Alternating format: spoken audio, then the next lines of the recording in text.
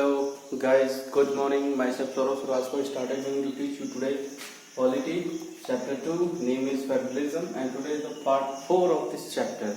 And in today's class I am going to discuss about topic how is federalism practiced. ध्यान दीजिएगा, how is federalism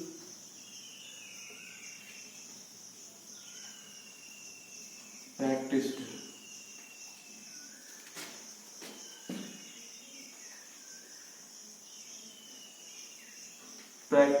okay, मतलब कैसे constitution कैसे federalism practice में आता है। आज की क्लास में हम ये जानेंगे। शुरू करते हैं। Constitutional provisions are necessary for the success of federalism. मतलब एक फेडरलिज्म के सक्सेस होने के लिए कॉन्स्टिट्यूशन में जो प्रोविजंस हैं वो जरूरी होते हैं। अब क्वेश्चन ये बनता है कि प्रोविजंस क्या होते हैं। तो प्रोविजंस का मतलब होता है प्रावधान, आर्टिकल्स जो होते हैं वो जरूरी होते हैं, जो एकदम रिटन फॉर्म में होने चाहिए। समझ में आई बात? Okay, but these are not sufficient. लेकिन सिर्फ हम प्रोविजंस कर दें यही सिर्फ सफिशिएंट नहीं है। If the federal experiment has succeeded in India, यदि हम फेडरल सिस्टम को इंडिया में लागू करते हैं, इफ फेडरल सिस्टम या federal experiment has succeeded in India, it is not merely because of the clearly laid out constitutional provisions। तो ये इंडिया में सक्सेसफुल नहीं हो पाता है। ऐसा इसलिए है क्योंकि इंडिया में हमने आपको बताया कि हमारे देश ने स्टेट को बनाया है, स्टेट ने देश को नहीं बनाया है। ठीक है, फेडरल सिस्टम में क्या होता है कि स्टेट मिलकर के एक देश का निर्माण करते हैं, यानी कि देश को बनाते हैं। लेकिन एक कॉन्स्टिट्यूशनल स्ट्रक्चर में होता है कि देश क्या करता है, वो राज्यों को यानी कि स्टेट्स को बनाता है। The real success of federalism in India can be attributed to the nature of democratic politics in our country. इसकी वजह से हमारी कंट्री में जो है वो डेमोक्रेटिक पॉलिटिक्स दिखाई देती है। डेमोक्रेटिक का मतलब यहाँ पे जो सुप्रीम पावर है वो किसको दी गई है, यहाँ के सिटीजन्स को दी गई है। वो चाहे तो हर एक 5 साल के बाद गवर्नमेंट को चेंज कर सकता है, चाहे तो रिपीट कर सकता है। यानी कि टोटल पावर किसके अंदर है, वो हमारे यहाँ के सिटीजन्स के अंदर है। ओके, नाउ अब इसमें पहली हेडिंग जो हम लोग पढ़ेंगे वो पढ़ेंगे लिंग्विस्टिक स्टेट्स। लिंग्विस्टिक स्टेट्स,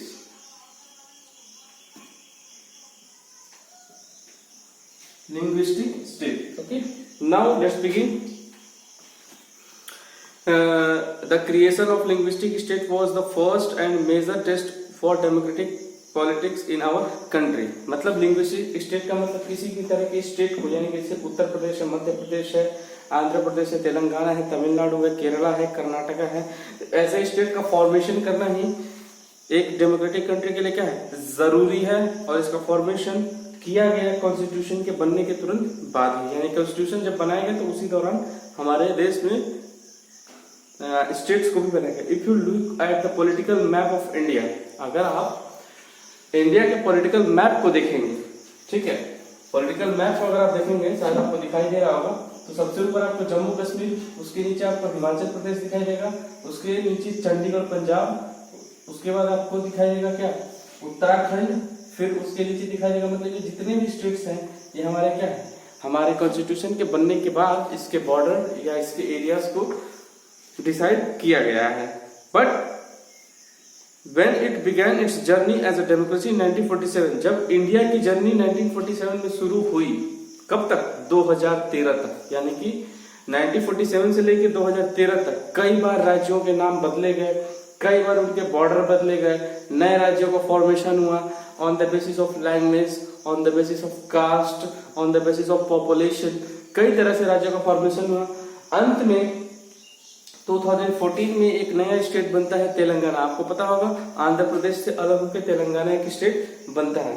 तो उस तेलंगाना स्टेट का फॉर्मेशन सबसे नया है। मतलब हम कह सकते हैं कि हमारे देश में जो यंगेस्ट स्टेट है वो तेलंगाना है, जिसका फॉर्मेशन वो 1 जुलाई 2014 को हुआ था। Okay, many old states have vanished and many new states have been created, कई सारे पुराने स्टेट्स को खत्म किया गया और नए स्टेट का फॉर्मेशन किया गया। अभी मैंने आपको बताया उनके एरिया को बदला गया, बाउंड्री को बदला गया, उनके नाम को बदला गया।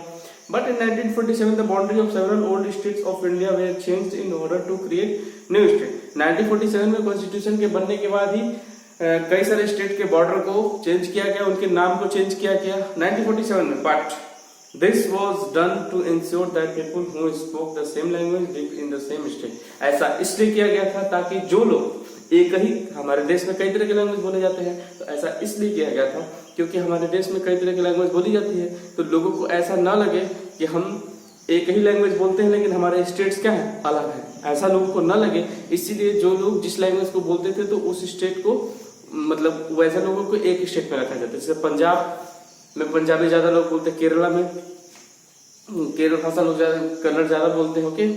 तमिलनाडु में तमिल लोग ज्यादा बोलते हैं, बंगाल में चले जाएंगे तो बांग्ला लैंग्वेज ज्यादा बोलते हैं। तो लैंग्वेज के बेस पे नए नए स्टेट का फॉर्मेशन हुआ था ताकि लोगों को ये ना लगे कि उन्हें किसी तरह का प्रेशर दिया जा रहा है। बात समझ में आ रही है आपको, okay. Some states were created not on the basis of language but the recognized differences based on culture, ethnicity, on geography, ठीक है।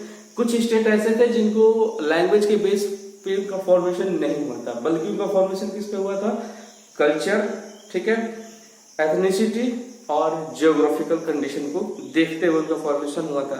These included state like Nagaland, ध्यान दीजिएगा, नागालैंड ऐसा स्टेट था जिसको कल्चर के बेस पे बनाया गया था। उत्तराखंड था जिसको कल्चर और नेचर या जियोग्राफिकल कंडीशन की वजह से बनाया गया था।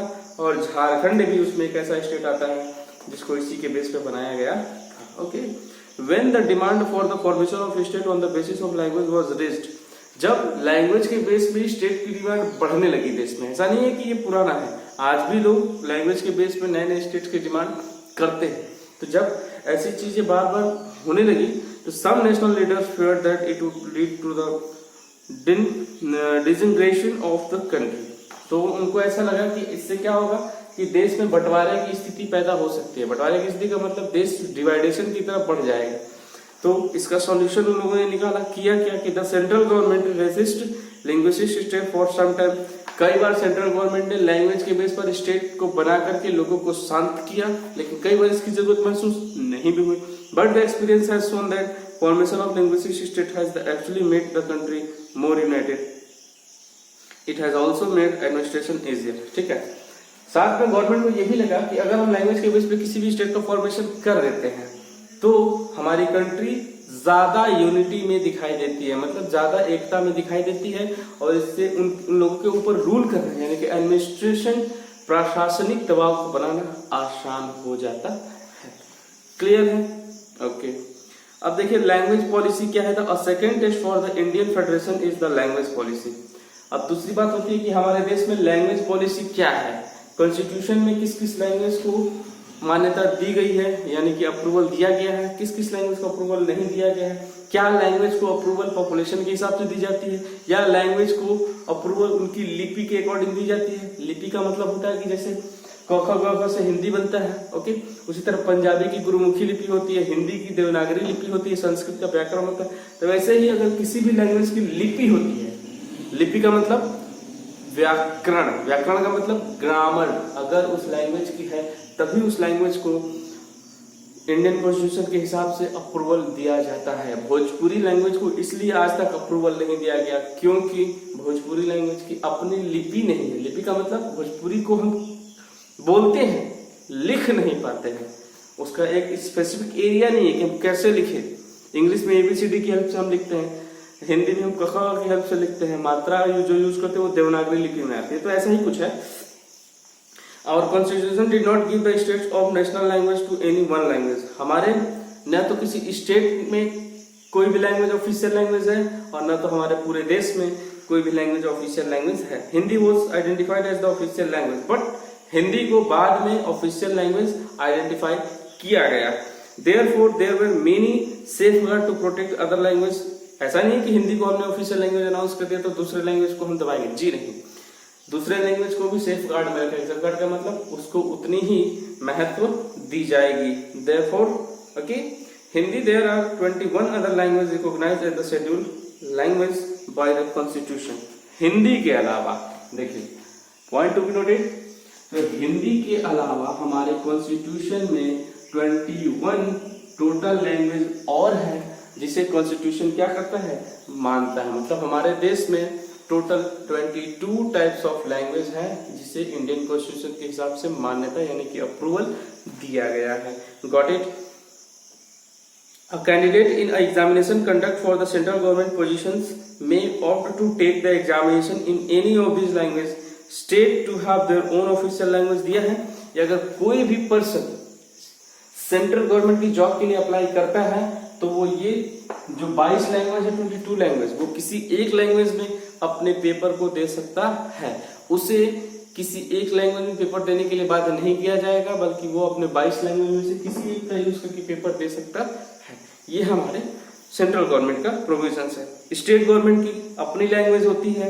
State too their have their own official language. Much of the government work take place in the official language of the concern state. कई सारी स्टेट गवर्नमेंट है जो अपने स्टेट में वहां के स्टेट लैंग्वेज में काम करती है। जैसे कि तमिलनाडु में चले जाएंगे तो तमिल लैंग्वेज वहां की ऑफिशियल लैंग्वेज है। बंगाल में चले जाएंगे तो बांग्ला लैंग्वेज वहां की ऑफिशियल लैंग्वेज है, सेकंड ऑफिशियल लैंग्वेज। ठीक है।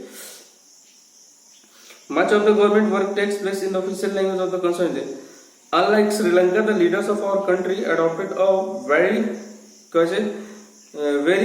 cautious attitude in spreading the use of Hindi. Sri Lanka की तरह हमारे देश में भी बहुत सारे नेता या बहुत सारे लोग क्या बोलते हैं, हिंदी बोलते हैं। Okay, according to the constitution the use of English for the official purpose was to stop in 1965। Indian constitution के हिसाब से इंग्लिश को ऑफिशियल लैंग्वेज के तौर पर इस्तेमाल करना 1965 में बंद कर दिया गया था। ध्यान दीजिएगा, इंग्लिश को इंडियन कॉन्स्टिट्यूशन के हिसाब से 1965 के बाद यूज करना बंद कर दिया गया था। However many non Hindi speaking states demand that the use of English continue. बाद में कई सारे नॉन हिंदी स्टेट्स ने ये डिमांड की कि इंग्लिश लैंग्वेज को कंटिन्यू किया जाए, क्योंकि बहुत सारे ऐसे लोग हैं जो हिंदी न तो समझ पाते हैं न तो बोल पाते हैं। तो आखिर ऐसा क्यों किया जा रहा है? तो उन्होंने इंग्लिश को ऑफिशियल लैंग्वेज बनाने की बात कही। जैसे कि Tamil Nadu, this movement took a violent from. Tamil Nadu में ये चीजें हिंसक हो गई, वायलेंट हो गई। ठीक है। The central government responded by agreeing to continue the use of English along with Hindi for official purpose. तब जाके 1965 के बाद गवर्नमेंट को यह मानना पड़ा कि हम दो तरह के ऑफिशियल लैंग्वेज यूज करेंगे, पहला हिंदी और दूसरा इंग्लिश। बात समझ में आई? मतलब हिंदी और इंग्लिश दोनों ही क्या होगा, इंडियन कॉन्स्टिट्यूशन के हिसाब से इंडिया का ऑफिशियल लैंग्वेज माना जाएगा। Okay, many critics think that this solution favoured the English speaking elite. कई लोगों को ऐसा लगा कि इससे इंग्लिश बोलने वाले लोगों को क्या मिलेगा, थोड़ी इज्जत मिलेगी, और साथ में वो लोग ऐसा नहीं समझेंगे कि वो देश से बाहर हैं। Okay, promotions of Hindi continues to be the official policy of the government of India. Hindi को प्रमोट करना इंडियन गवर्नमेंट ने जारी रखा। Promotion does not mean that the central government can impose Hindi on states where people speak at a different language.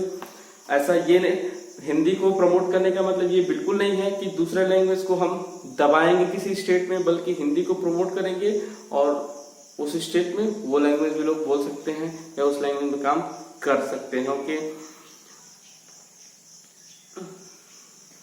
The flexibility shown by Indian political leaders help our country avoid the kind of situations that Sri Lanka finds itself in.